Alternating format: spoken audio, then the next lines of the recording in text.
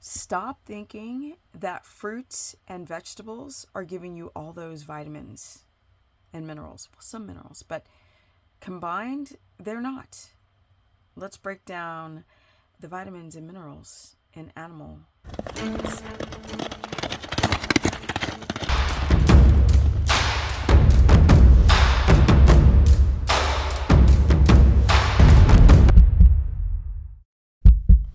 Welcome everyone to my very humble channel. Finally, my people, they started building my dream house today. And I'm going to be taking you through that journey. I think I'm starting a second YouTube channel where I can just do straight up lifestyle vlogs and sort of kind of separate it from just pure carnivore and keto and show more sides of what my life is about, especially with somebody who's on a budget trying to build a beautiful home and how to do it, and also how to get the land. But let's get right on to the animal foods versus plant foods when it comes to nutrient density. Now, we all know that have been doing this for a while, keto and carnivore diets, that clearly plants are so devoid of the minerals and vitamins that we need to sustain life. And that is why vegans look absolutely horrific. I know. Let's break down some of the main ones that are important, especially while doing a keto or carnivore, low carb, high fat diet. Let's start with vitamin A. Now, vitamin A is retinol, and it's very high in liver. You find it also in egg yolks, in meats, fatty meats, egg yolks, butter, but in liver, next level.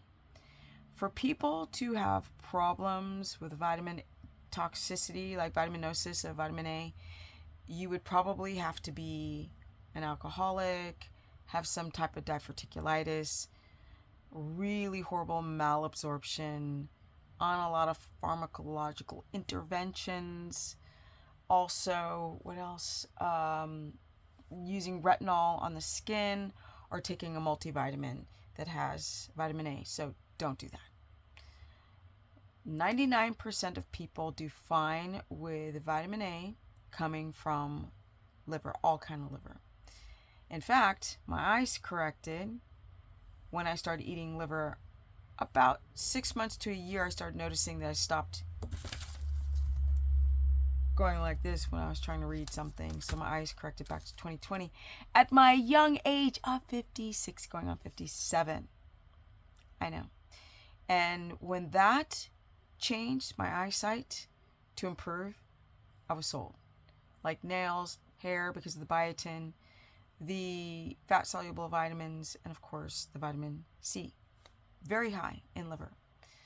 But it's that vitamin A that if you compare it to, let's say, keratin, vitamin A in carrots, it's not bioavailable. It has to be converted into retinol to be absorbed and used. And our bodies don't convert keratin very well into retinol. So that's a huge loss. I hear horses and donkeys out there, so I think I need to go check. But let's go into some more. Plants have vitamin D2. We need D3, like from the sun. We need D3 from animal foods to really get that bone health or that the hormonal balance, bone, skin, all of that. You're not going to get that from plants. So the vitamin D in eggs, again in butter, again in the fatty parts of all animals. You need vitamin D3, and you also need D3 from the sun to really have a healthy, strong body that's going to regulate your hormones. Let's talk about iron. Plants don't have heme iron. They don't. So a lot of women have low iron. If you have leaky gut, you can have low iron. You can have high iron with leaky gut as well, which is hemochromatosis, which more and more people are developing hemochromatosis. So be very careful when you're eating a lot of red meat and, of course, liver if you have hemochromatosis. But with that said, you need to work on your gut wall so you can absorb the iron and keep the red blood cells happy. But you're not going to get that from spinach. You're not. You're not. And the iron that's chemicalized that they give people, why would you eat that toxic nonsense? Because it can damage the liver when you have real liver that you won't damage the liver as long as you don't do the retinol and the multivitamin. And then there's B12. You're not going to get that from plants. You're not. You're not. And a lot of you guys are having problems with your B complex and especially B12 with your mental clarity, right? Because the brain needs B12. And vegans are typically devoid of B12, which is where they start suffering depression and mood issues and hallucinations when they don't eat enough animal foods. But let's talk about potassium. That is the one that is a little because plants have a lot of potassium. And they used to have a lot of magnesium. Not anymore. So the animals that eat the plants aren't getting enough magnesium. I know that because I have horses. And you have to supplement magnesium. And then we've got, obviously, the potassium issue in meats. You're going to get more potassium in foods like avocado than you are going to be getting in your classic liver or your ribeye or your pork. Although you get pretty high doses of potassium. But I notice that when people have electrolyte issues, if they're doing higher doses of potassium, let's say in pork, they still have electrolyte issues. But if they're doing it in plants, they don't. So I'm still figuring that one out. But that is the one caveat, is the mineral potassium. And I'll give that to the vegans. But with that said, that's why I tell people to ride the line of carnivore and don't just be strict, because adding avocados in is a game changer if you don't have a histamine response to it, to balancing those electrolytes with twitches and cramps and nausea and headaches and constipation. And I think somebody's stuck in a pen, so I think I'm going to go and let them out. Okay, I'm back. And of course, I come back with dirty cap because my big horse. No, he was not stuck in a pen. Sometimes they will go into the pen and then they will shut the door and get stuck. That was just him letting me know that he wanted some hay. So I went out.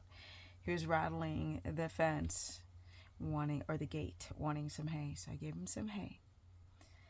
To conclude this for now, because I think that this type of video of understanding the nutrient density between plants and animal foods is so important to understand, especially for those who are doing a carnivore diet who think they're going to get away with just eating appendages. You need the organ meat. You can't get away from it. People feel or have this fear that it's going to taste bad. And I'm confused because we're grown-ups. The nutrient density in organ meats is unparalleled. The amount of vitamin C in liver is insane. It's just that little potassium issue. Now, you can get potassium in seafood, but you got to be like the mad scientist to make sure you balance it all and not reactive to bacteria on fish or oysters. It's all an N=1 experiment, and you got to figure out what works for you as an individual. How is your journey as a little puppy? You want to come here? Say hello? Come here. Come on. Come on. Up. Come on. I know you can do it. You want to say hello? You want to say hello to the camera? He's getting big. Look how big he's getting. Share this content. My Instagram is Stephanie Ketogenic. My Facebook fan page is Stephanie the Business Person. You want a high five? Give me a high five. Come on now. Oh, the high five. Woohoo! He's still a puppy though. Don't get it twisted. He's bigger. I have a course where I'm covering all 3 diets, which you can sign up through that at stephanieperson.com. And of course, the course content. I did start my house build today. I am almost done with the the 30-day challenge. I'm so tired. As you can see, today was a clusterfuck. That's why I need a second channel, so you guys can see how much I have to manage with big animals. The way the gate's set up to drive into my property, it's dangerous. I gotta be there and make sure I keep the horses away from this 18-foot long gate. This puppy, I gotta watch him so he doesn't run out. And people, the contractors will drive up and be like, the gate's not opening. When I drive up to the gate, I'm like, I have horses. Of course there's not going to be a gate that's going to open up just because you drive to the gate. I got to let you out. Can't make this stuff up. And I'm out. Peace.